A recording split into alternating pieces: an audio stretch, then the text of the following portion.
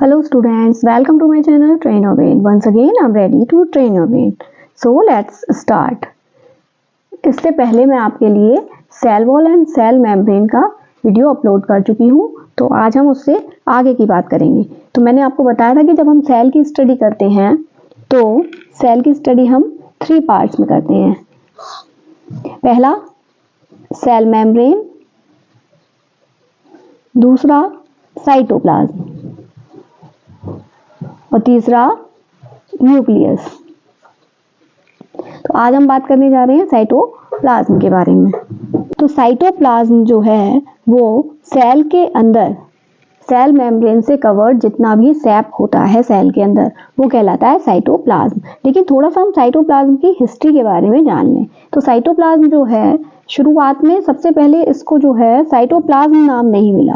Cell membrane के अंदर जो फ्लूइड भरा हुआ देखा गया उसको सबसे पहले डुजार्डिन नाम के साइंटिस्ट ने देखा। किसने देखा? डुजार्डिन नाम के साइंटिस्ट ने 1835 में इसको स्टडी किया और उन्होंने इसे क्या नाम दिया? सारकोड। क्योंकि जब भी किसी चीज की डिस्कवरी होती है तो एक बार में नहीं हो सकती ना, तो क्या होता है कि कई लोग उसको देखते हैं, स्टडी करते हैं, तब फिर उसका आगे अपना व्यू देते हैं, रिजल्ट देते हैं। तो उस बेस पे सबसे पहले डुजार्डिन ने 1835 में इसको सारकोड नाम दिया और फिर उसके बाद पुरकिंजे, ये मैंने सेल हिस्ट्री में भी आपको बताया था कि पुरकिंजे नाम के साइंटिस्ट हुए, उन्होंने लगभग 1837 में इसको देखा और फिर प्रोटोप्लाज्म नाम दिया। ये एक्चुअली शुरुआत में क्या ना, साइटोप्लाज्म को प्रोटोप्लाज्म ही कहती थी और प्रोटोप्लाज्म को कलेक्टिवली क्या उसमें होता था? Cytoplasm plus nucleus. इनकी स्टडी एक साथ कर, मतलब इसको एक कलेक्टिवली, जैसे साइटोप्लाज्म और न्यूक्लियस की स्टडी हम अलग अलग करते हैं क्योंकि ये सेल के अंदर ही पाए जाने वाली दोनों चीजें हैं। सेल मेम्ब्रेन से घिरी हुई होती है, उसके अंदर बाउंडेड होती है, लेकिन स्टडी इनकी अलग अलग करने लगे हैं अब। तो जब शुरुआत में देखा गया इसको तो कलेक्टिवली इसको साइटोप्लाज्म और न्यूक्लियस को एक साथ अंदर का मतलब पूरे पार्ट को प्रोटोप्लाज्म नाम दिया गया। ठीक है, तो प्रोटोप्लाज्म जो है उसको थॉमस एंड हक्सले नाम के साइंटिस्ट हुए हैं। थॉमस एंड हक्सले, इन्होंने इसको फिजिकल बेसिस ऑफ लाइफ भी कहा।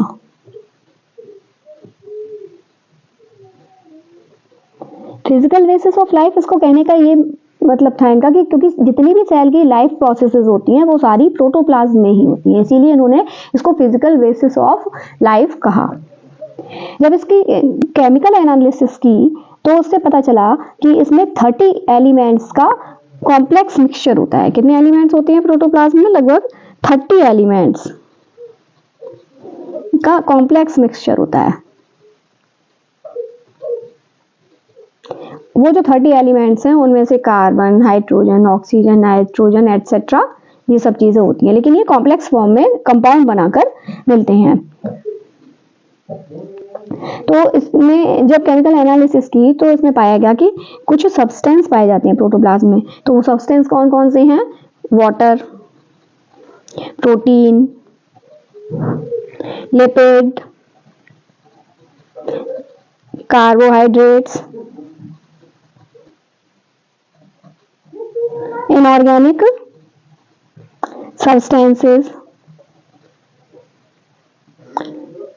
डीएनए, आरएनए, ये सब चीजें जो है प्रोटोप्लाज्म में पाई जाती हैं। इनका परसेंटेज भी बताया साइंटिस्ट ने। वाटर जो है 90% वाटर होता है प्रोटोप्लाज्म में, प्रोटीन लगभग 7%, lipids 1%, carbohydrates 1% and inorganic substances भी 1% पाए जाते हैं।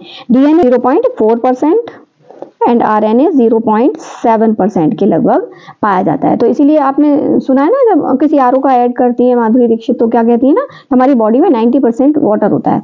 तो वो इसी बेस पर, क्योंकि प्रोटोप्लाज्म में या कह लें आप आज के समय में कि साइटोप्लाज्म में लगभग 90% वाटर होता है। तो हमारी सेल जो है, एक सेल में 90% वाटर है, तो यानी कि हमारी बॉडी जो है वो कई सेल्स से मिलकर ही बनी हुई है, तो हमारी बॉडी में भी 90% वाटर हुआ।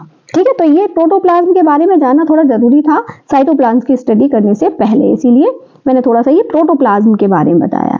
ठीक है, ये किसके बारे में पूरा है? अभी साइटोप्लाज्म की बात नहीं की हमने, ये प्रोटोप्लाज्म की बात की है। ठीक है, ये सारी जो जानकारी है ये प्रोटोप्लाज्म के बारे में है।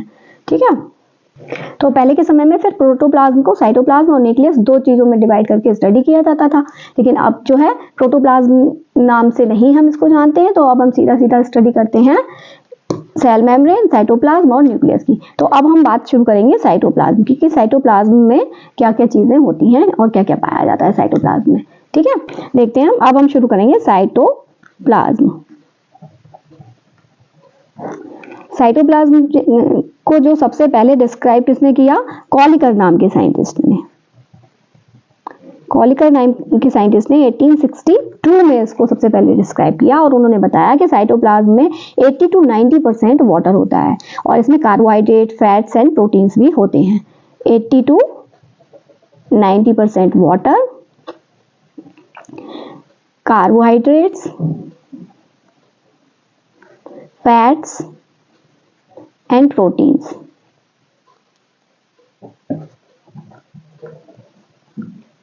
ये सब चीजें इसमें पाई जाती हैं।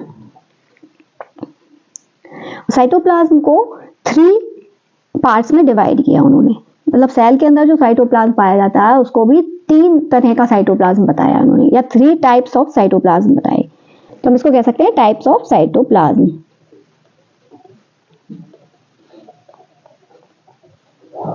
तो साइटोप्लाज्म 3 टाइप का होता है। 1 एक्टोप्लाज्म,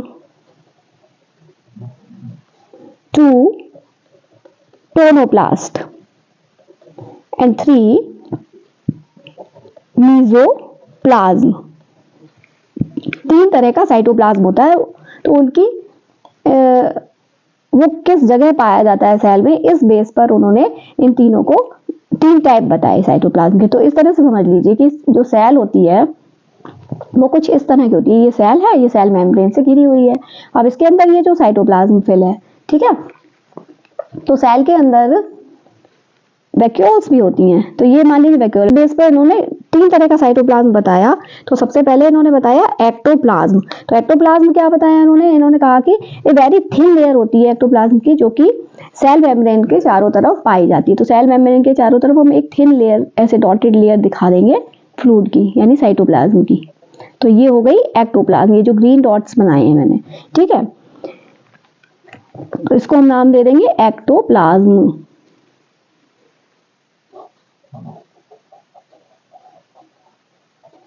ठीक है, अब दूसरे टाइप का उन्होंने साइटोप्लाज्म का नाम दिया टोनोप्लास्ट। तो टोनोप्लास्ट क्या है? ये साइटोप्लाज्म, ये वैक्यूल्स के चारों तरफ, क्योंकि वैक्यूल्स की खुद की तो कोई मेम्ब्रेन नहीं है, ये क्या है? साइटोप्लाज्म की बनी हुई ही मेम्ब्रेन होती है, इसको वैक्यूल की मेम्ब्रेन भी कह सकते हैं हम। तो ये जो ऑरेंज कलर के डॉटेड मैं दिखा रही हूँ, ये क्या है कि वैक्यूल के चारों तरफ पाया जाने वाला जो साइटोप्लाज्म है उसको नाम दिया इन्होंने टोनोप्लास्ट का। ये देखिए, ये है टोनोप्लास्ट, ठीक है, और ये एक्टोप्लाज्म। अब क्या हुआ, बाकी का जो पूरी सेल है उसमें जितना भी अब साइटोप्लाज्म बचा, यानी कि cytoplasm arranged between tonoplast and ectoplasm.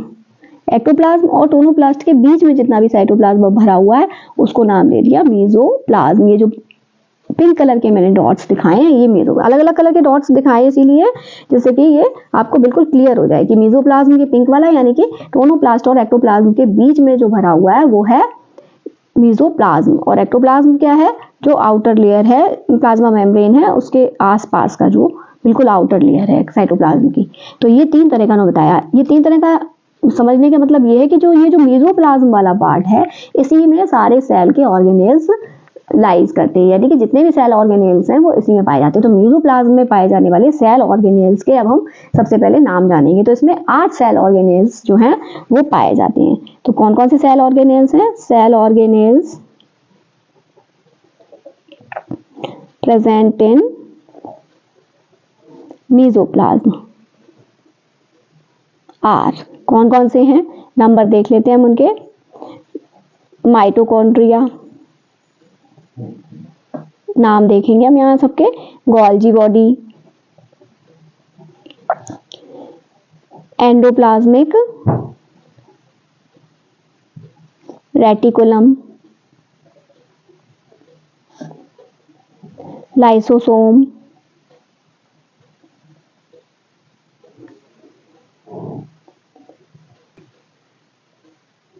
Ribosomes,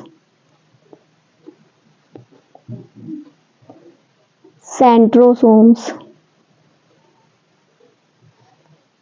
vacuoles and plastids. ये एक टाइप के सेल ऑर्गेनेल्स मीजोप्लाज्म में लाई करते हैं। तो इनमें ये थोड़े से इनकी डिटेल स्टडी अब हम इसमें करेंगे, ठीक है। तो इनकी डिटेल स्टडी पूरा एक वीडियो बनाएंगे तो बहुत लेंथी हो जाएगा, इसलिए ये 4 करके मैं आपको बताऊंगी। ये 8 है ना। तो आज हम mitochondria, Golgi body, endoplasmic reticulum और लाइसोसोम के बारे में बात करेंगे। तो सबसे पहले हम बात करेंगे माइटोकॉन्ड्रिया के बारे में। माइटोकॉन्ड्रिया सेल का बहुत ही इंपॉर्टेंट ऑर्गेनेल है, तो इसको थोड़ा सा आप ध्यान से देखेंगे। इसकी स्ट्रक्चर, इसका डिस्क्रिप्शन बहुत अच्छे से तैयार करेंगे और ये क्वेश्चन बहुत पूछा जाता है एग्जाम में भी, ठीक है। तो इसको अच्छे से तैयार करेंगे हम। तो सबसे पहले थोड़ा सा इसकी हिस्ट्री के बारे में ही जान लें माइटोकॉन्ड्रिया की, कि सबसे पहले माइटोकॉन्ड्रिया को सबसे पहले किसने देखा? फ्लेमिंग ने। फ्लेमिंग नाम के साइंटिस्ट ने 1882 में सबसे पहले फर्स्ट सीन किसने किया? इसको फ्लेमिंग ने। और फिर इसका जो नाम है वो बेंडा नाम के साइंटिस्ट ने दिया। बेंडा नाम के साइंटिस्ट ने 1897 में इसको नेम दिया, नेम्ड माइटोकॉन्ड्रिया। अब माइटोकॉन्ड्रिया कैसी होती है ये समझेंगे। तो ये जो है स्मॉल, राउंडेड, सिलिंड्रिकल और ग्रेन्युलर ऑर्गेनेल होते हैं। यानी कि ये तीनों तरह की हो सकती हैं, राउंडेड भी हो सकती हैं, सिलिंड्रिकल भी हो सकती हैं, ग्रेन्युलर भी हो सकती हैं। स्मॉल यानी कि बहुत छोटे छोटे पार्टिकल्स के रूप में होती हैं मीजोप्लाज्म में। माइटोकॉन्ड्रिया बहुत छोटे ऑर्गेनेल्स होते हैं, तो इनका जो साइज है वो लगभग 1.5 म्यू से 5 म्यू तक देखने को मिलता है। और इनकी नंबर डिफरेंट सेल्स में डिफरेंट होती है, varies from cell to cell. किसी सेल कोई पर्टिकुलर नंबर फिक्स नहीं होती है क्योंकि ये इतनी पाई जाएंगी, ठीक है। तो अब हम स्ट्रक्चर के बारे में बात करेंगे, थोड़ा सा माइटोकॉन्ड्रिया के स्ट्रक्चर के बारे में।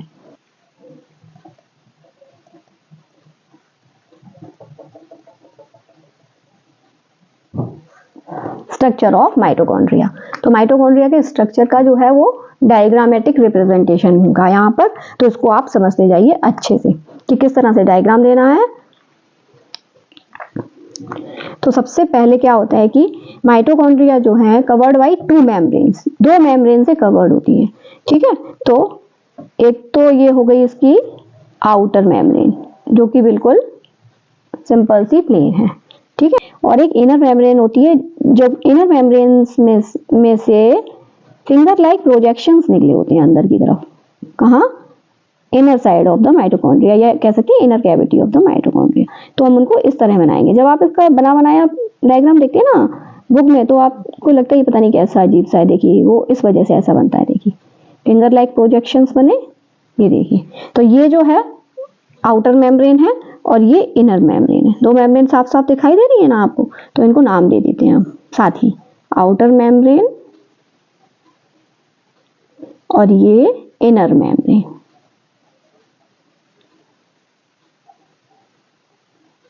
अब 2 मेम्ब्रेन से ये घिरी हुई है, तो जब आउटर मेम्ब्रेन और इनर मेम्ब्रेन में अंदर फिंगर लाइक प्रोजेक्शंस ये जो दिख रहे हैं, इनको क्रिस्टी कहते हैं। क्या कहते हैं? इनका नाम क्या है? क्रिस्टी।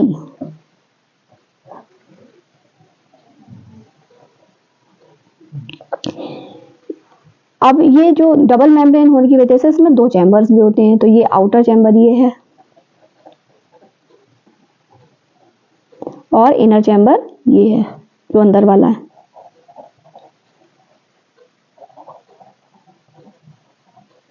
इसके इनर चैम्बर में एक फ्लूइड भरा होता है।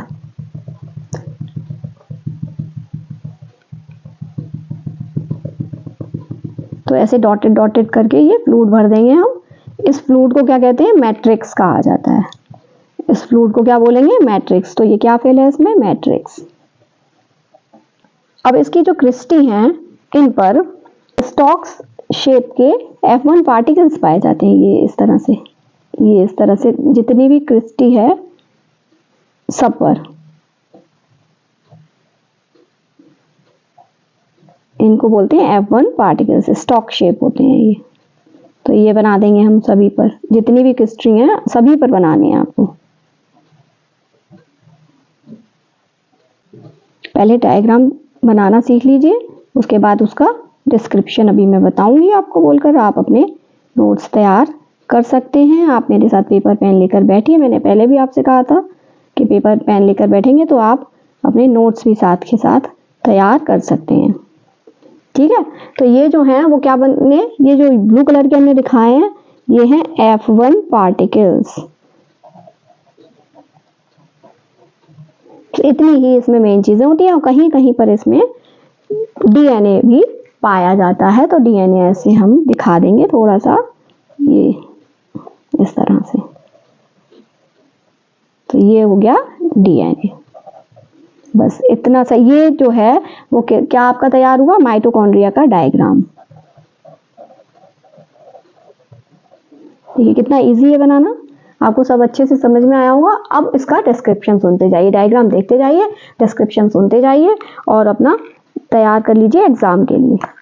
तो सबसे पहले अगर हम इसकी स्ट्रक्चर बताएंगे तो स्ट्रक्चर में हम क्या बताएंगे कि माइटोकॉन्ड्रिया कवर्ड होती है 2 मेम्ब्रेन से, जो कि इसकी मेम्ब्रेन भी लाइपोप्रोटीन की बनी होती है, प्लाज्मा मेम्ब्रेन की तरह। ये मेम्ब्रेन भी किसकी बनी होती है, लाइपोप्रोटीन की। ये जो दोनों भी मेम्ब्रेन हैं ये मेम्ब्रेन्स बनी होंगी लाइपोप्रोटीन की।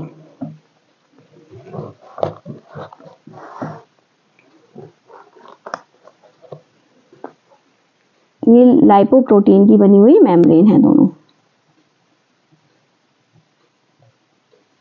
ठीक है, अब मैंने अभी बताया था ना कि इनर मेम्ब्रेन की वजह से 2 कैविटीज में जो है डिवाइड हो गई। ये आउटर कैविटी हो गई और ये इनर कैविटी हो गई। आउटर कैविटी जो है स्पेस होता है बिटवीन इनर मेम्ब्रेन और आउटर मेम्ब्रेन के बीच का स्पेस है, उसको आउटर कैविटी कहेंगे या आउटर चैम्बर कहेंगे। और जो अंदर वाला स्पेस है यानी इनर मेम्ब्रेन के अंदर की जो कैविटी है उसको बोलते हैं inner cavity.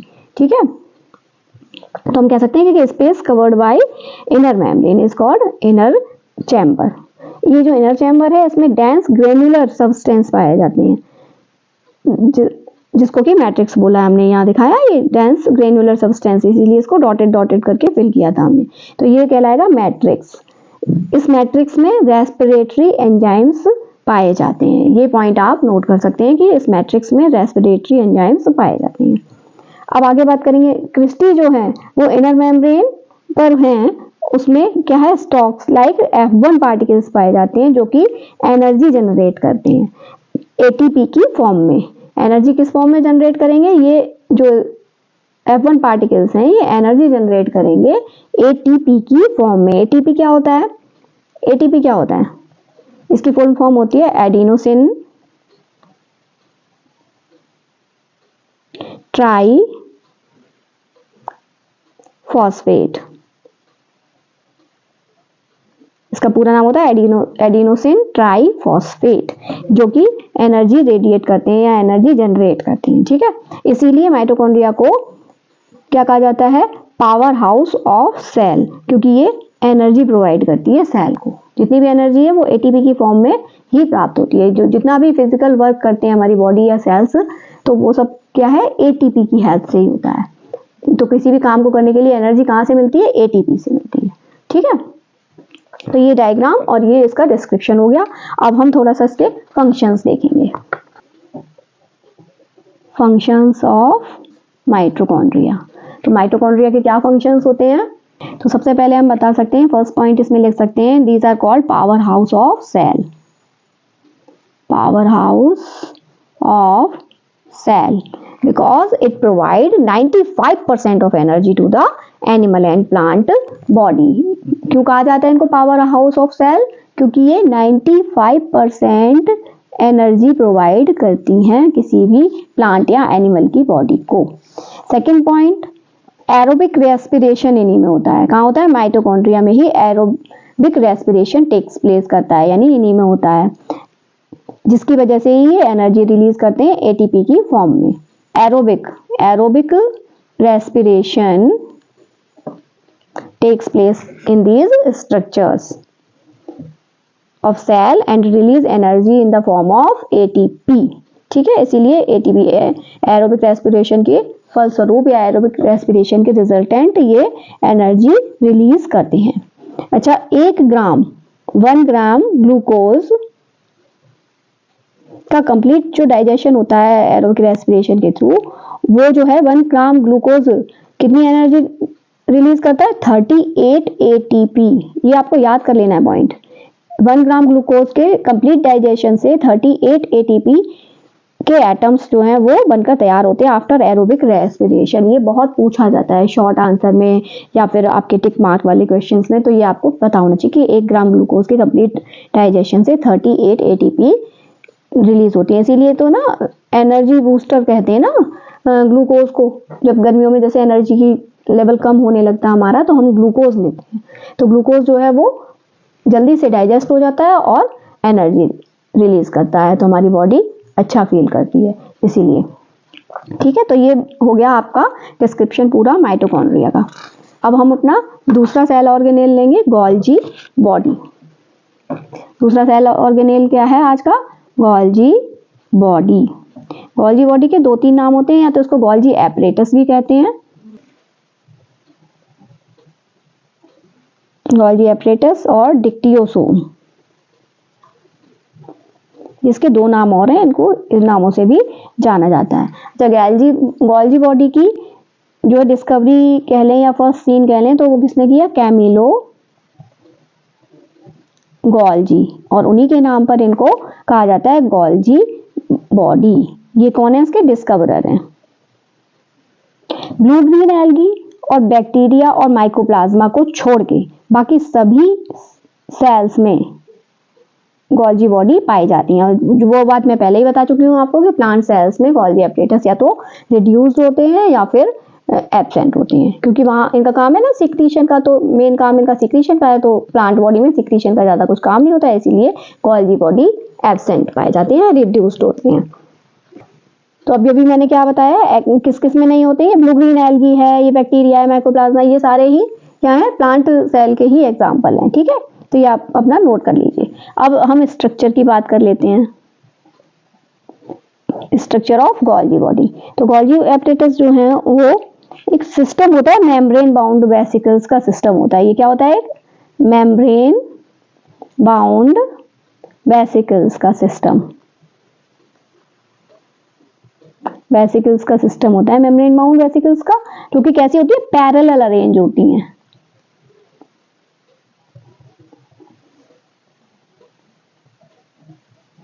Arranged parallel to each other, एक दूसरे के पैरेलल अरेंज होती हैं। किस तरह से? देखिए डायग्राम के थ्रू देख लेते हैं। ये इस तरह से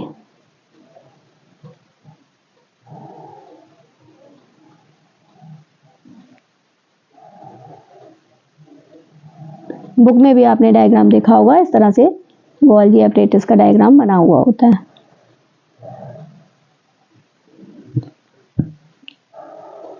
स्टॉक्स में यानी कि गुच्छों में पाई जाती है, झुंड में या गुच्छों में।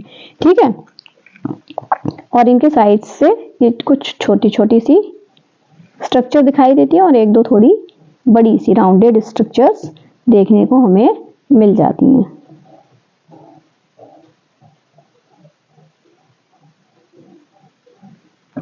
तो ये जो स्टॉक लाइक स्ट्रक्चर है, ये जो अरेंज है पैरेलली स्टॉक्स, इनको कहा जाता है सिस्टर्नी। ये क्या कहलाते हैं? सिस्टर्नी। और ये जो स्मॉल स्ट्रक्चर्स हैं ये कहलाती हैं वेसिकल्स, और ये जो थोड़ी बड़ी वाली स्ट्रक्चर आपको दिख रही है ये कहलाती हैं वैक्यूल्स। इस तरह से गोल्जी एपरेटस जो है वो अरेंज होता है। अब गोल्जी ये जो सिस्टर्नी के एंड्स होते हैं, तो ये एक तरफ तो एंडोप्लाज्मिक रेटिकुलम या फिर न्यूक्लियर मेम्ब्रेन से जुड़े होते हैं। एंडोप्लाज्मिक रेटिकुलम अभी आप नहीं समझते हैं, लेकिन ये सेल ऑर्गेनेल का नाम है जो कि आप अभी आगे पढ़ेंगे तो आपकी समझ में आएगा। एक तरफ एक एंड तो इनका एंडोप्लाज्मिक रेटिकुलम या फिर न्यूक्लियर मेम्ब्रेन से जुड़ा होता है। न्यूक्लियर मेम्ब्रेन यानी न्यूक्लियस की जो आउटर कवरिंग होती है उसको न्यूक्लियर मेम्ब्रेन कहते हैं। जब न्यूक्लियस पढ़ाऊंगी तब उसके बारे में भी आपको डिटेल में समझ में आएगा। अभी आप सिर्फ नाम से समझिए कि इनका एक एंड एंडोप्लाज्मिक रेटिकुलम या फिर न्यूक्लियर मेम्ब्रेन से जुड़ा होता है और दूसरा एंड जो है वो प्लाज्मा मेम्ब्रेन से जुड़ा होता है। प्लाज्मा मेम्ब्रेन आप समझते हैं ना, outer most covering of animal cell या फिर second outer covering of plant cell. ठीक है, तो उससे जुड़ा होगा इनका, यानी कि ये पूरी सेल में मतलब फैली हुई सी होती है इसी तरह गुच्छों के रूप में। ठीक है, तो जब अब आपको पूरा सेल का डायग्राम बना के बताएंगे तो उसमें ये आपको सही से दिखाई देंगी। ठीक है, अब फंक्शंस समझ लेते हैं हम। गोल्गी एपरेटस के फंक्शंस क्या होते हैं।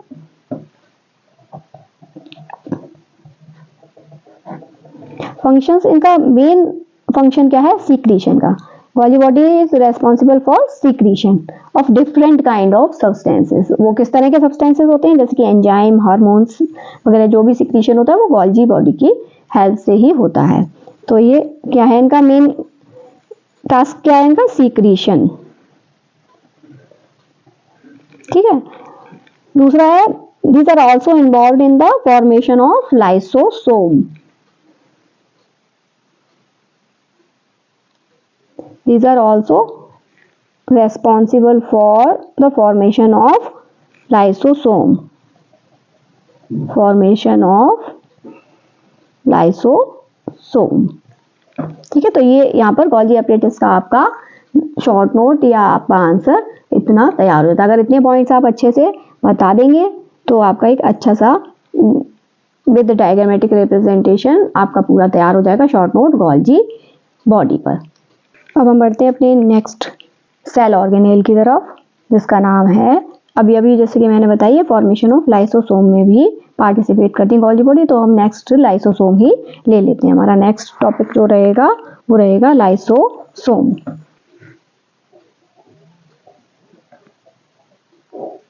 लाइसोसोम में किसी भी तरह की डायग्रामेटिक रिप्रेजेंटेशन नहीं है। ठीक है, क्योंकि ये क्या होते हैं अभी आपको थोड़ा सा इसका डिस्क्रिप्शन देंगे हम तो समझ में आएगा कि लाइसोसोम्स क्या होते हैं। लाइसोसोम्स जो हैं वो, उनको डिस्कवर किसने किया था, डी ड्यूब ने। Discover by D dupe. और ये किसमें देखा था इन्होंने, लिवर सेल्स में। डी ड्यूब ने लिवर सेल्स की स्टडी के टाइम पर लाइसोसोम्स को देखा।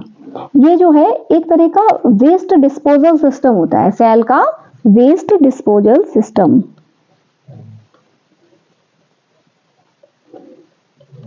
क्या होता है, लाइसोसोम्स कहलाते हैं। अब इनकी स्ट्रक्चर के बारे में अगर हम बात करें कि स्ट्रक्चर्स में क्या होता है, तो इनकी स्ट्रक्चर जो है वो कैसी होती है, राउंडेड होते हैं और indefinite in shape.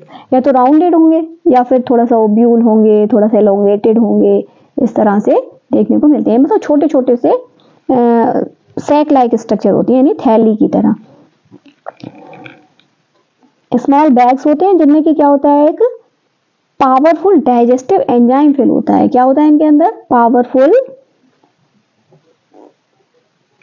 Digestive enzyme, जो कि कैपेबल होता है ब्रेक डाउन करने में all type of organic material. जितने भी टाइप का ऑर्गेनिक मटेरियल है उसको ब्रेक डाउन करने में ये डाइजेस्टिव सिस्टम एंजाइम्स जो हैं वो कैपेबल होते हैं। जब सेल्स जो हैं डैमेज हो जाती हैं तो लाइसोसोम्स जो है उनको, लाइसोसोम्स बर्स्ट हो जाते हैं और वो जो डाइजेस्टिव एंजाइम्स हैं वो सेल में चारों तरफ फैल जाते हैं और पूरी सेल को ही जो है वो डाइजेस्ट कर देते हैं, यानी कि पूरा ओन सेल को ये डाइजेस्ट कर लेते हैं। इसीलिए इनको सुसाइड बैग्स भी कहा जाता है। क्या कहा जाता है, सुसाइड बैग्स।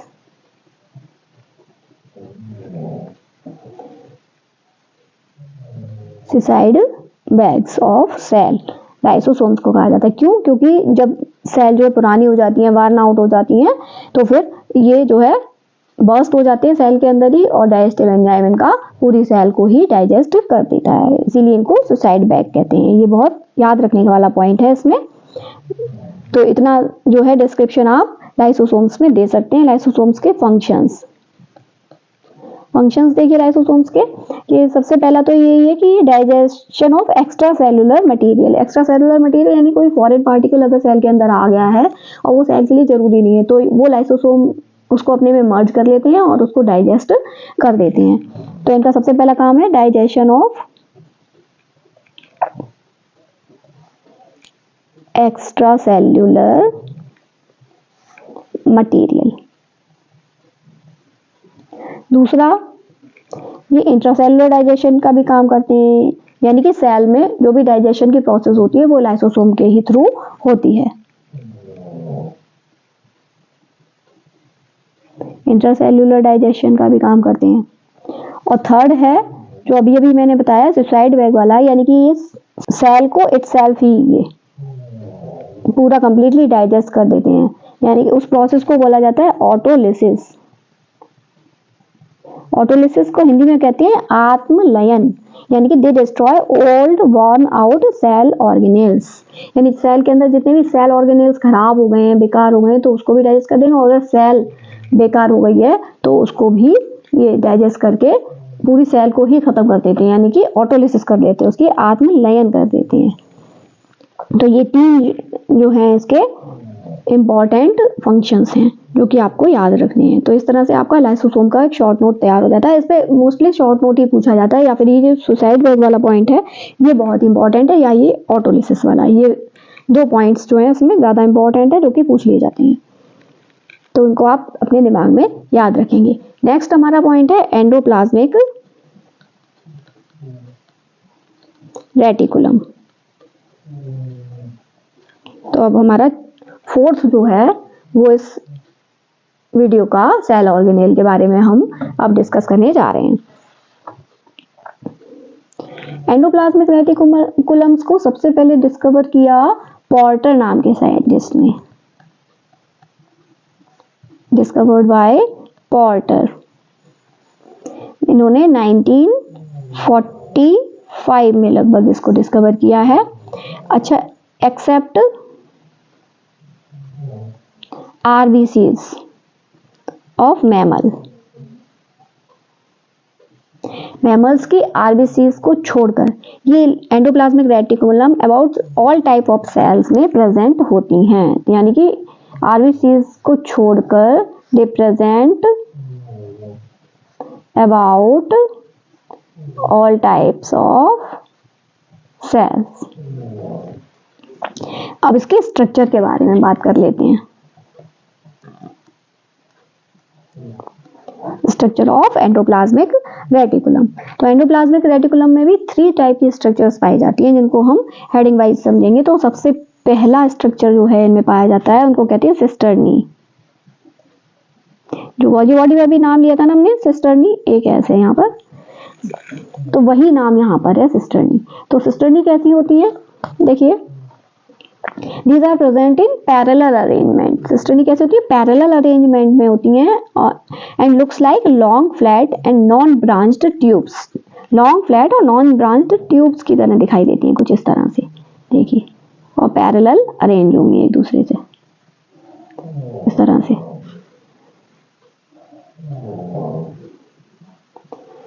और इन ट्यूब्स की सरफेस पर राइबोसोम्स अटैच्ड होते हैं। तो हम यहाँ पर ये पॉइंट दिखा सकते हैं, इनकी सरफेस पर राइबोसोम्स को अटैच दिखा सकते हैं। ये दूसरे कलर से दिखाएंगे ना तो साफ साफ दिखता है, सेम कलर से भी आप दिखा सकते हैं,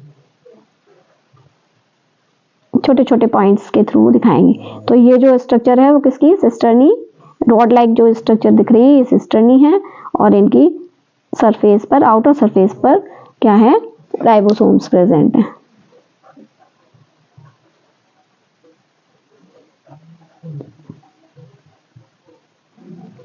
तो ये फर्स्ट टाइप की जो है वो, टाइप नहीं कहेंगे, ये स्ट्रक्चर में इंक्लूड है। प्लाज्मिक रेटिकुलम की स्ट्रक्चर में फर्स्ट पार्ट है सिस्टर्नी। अब हम देखेंगे इसका अदर पार्ट्स।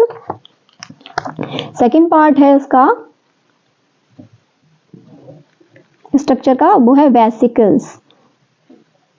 ये वेसिकल्स जो है वो गॉल्गी बॉडी में भी नाम आता है। तो इसमें आपको कंफ्यूज होने की जरूरत नहीं है, दोनों में ही दोनों नाम आते हैं, वेसिकल्स और सिस्टर्नी। वेसिकल्स क्या होती हैं, ये ओवल और राउंडेड स्ट्रक्चर होती हैं। कैसी होती हैं, ओवल और राउंडेड, ओवल भी हो सकती है और राउंडेड भी हो सकती हैं।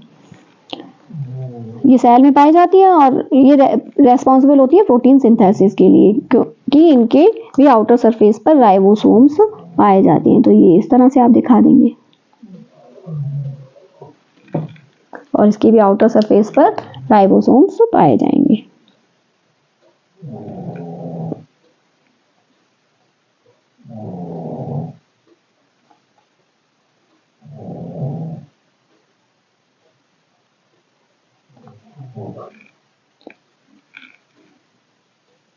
ये है राइबोसोम्स और ये स्ट्रक्चर है वेसिकल्स की।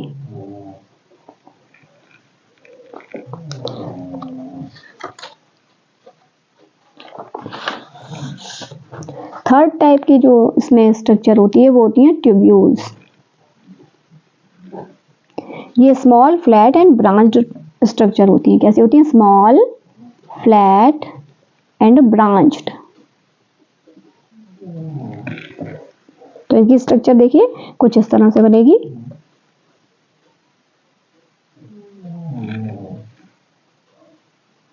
जैसे कि रूट जैसी दिखाई देगी कुछ इस तरह से, जहां पर भी ब्रांच्ड आपको दिखाई देंगी या फिर कुछ इस तरह से बाइफरकेट सी होंगी।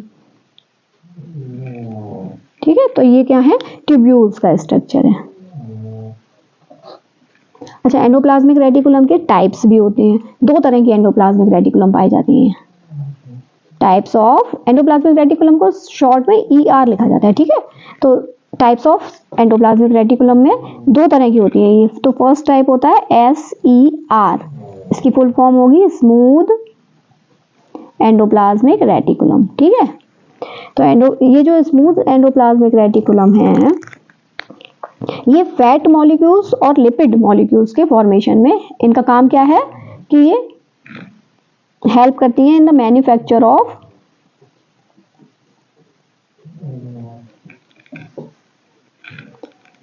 फैट मॉलिक्यूल्स और लिपिड्स।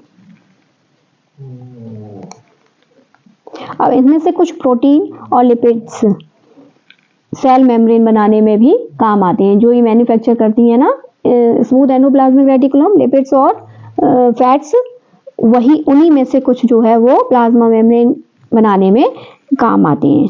इस प्रोसेस को क्या कहते हैं, मेम्ब्रेन बायोजेनेसिस। तो ये जो है हेल्प करती हैं मेम्ब्रेन बायोजेनेसिस में, helps in membrane biogenesis.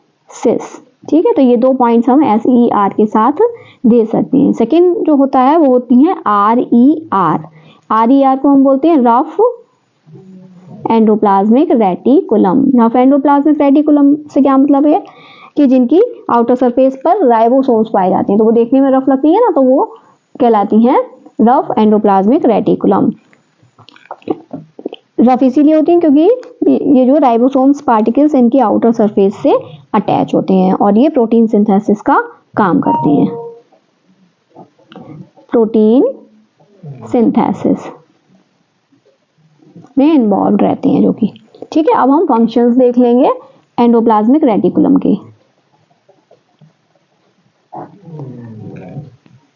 Endoplasmic reticulums के कुछ इंपॉर्टेंट फंक्शंस हैं। It serves as channels for the transport of material such as protein, lipid and fats. Protein, lipid और फैट्स का जो ट्रांसपोर्ट है सेल के अंदर, तो उसके लिए कुछ चैनल्स चाहिए ना। जैसे हमारी बॉडी में ब्लड जो है वो ब्लड सर्कुलेट होता है ना, वो वेन्स और आर्टरीज के थ्रू, ऐसे ही पूरी सेल में जो फैट है, प्रोटीन है, लिपिड्स हैं, इनका जो एक जगह से दूसरी जगह ट्रांसपोर्ट होगा तो वो इन्हीं चैनल्स के थ्रू होगा। तो ये चैनल्स प्रोवाइड करती हैं सेल को to transport material. It provide channels for the transport of material such as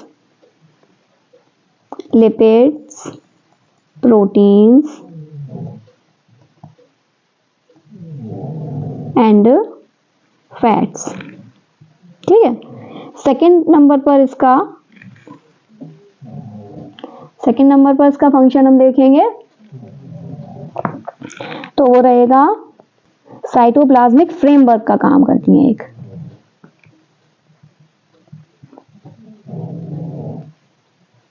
cytoplasmic framework का काम ये इस तरह से करती है कि एंडोप्लाज्मिक रेटिकुलम न्यूक्लियर मेम्ब्रेन से भी जुड़ी होती है और प्लाज्मा मेम्ब्रेन से भी, गोल्जी बॉडी की ही तरह। तो न्यूक्लियर मेम्ब्रेन से लेकर प्लाज्मा मेम्ब्रेन तक पूरे में ये फैली रहती है साइटोप्लाज्म के बीच में। तो ये जैसे कि हमारी बॉडी में बोन्स का फ्रेमवर्क होता है, ऐसे ही सेल को एक फ्रेमवर्क प्रोवाइड करती हैं। ठीक है, थर्ड फंक्शन इनका क्या है कि ये जो है ट्रांसपोर्टेशन ऑफ जेनेटिक मटेरियल का भी काम करती हैं। ट्रांसपोर्टेशन ऑफ जेनेटिक मटेरियल, उसको भी एक जगह से दूसरी जगह ट्रांसपोर्ट करने का काम करती हैं ये। और RER जो रफ एंडोप्लाज्मिक रेटिकुलम होती है वो प्रोटीन सिंथेसिस में हेल्प करती है, उसका मेन फंक्शन प्रोटीन सिंथेसिस का ही रहता है। तो RER helps in protein synthesis.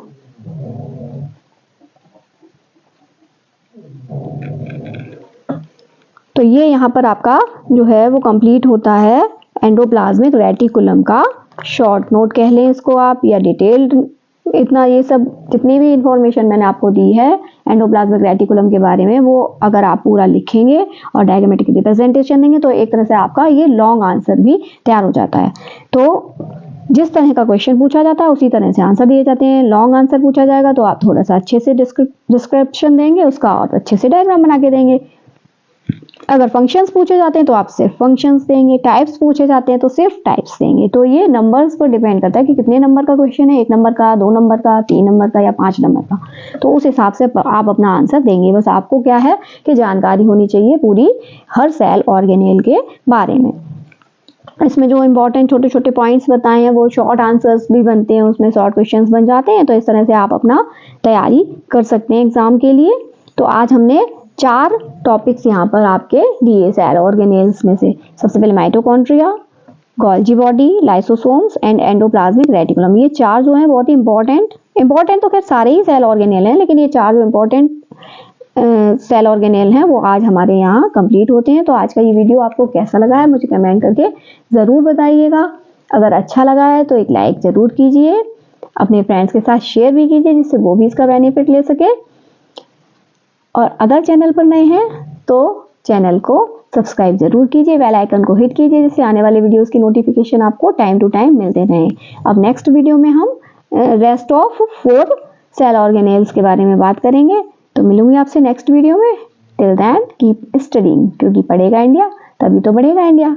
नमस्ते, बाय बाय।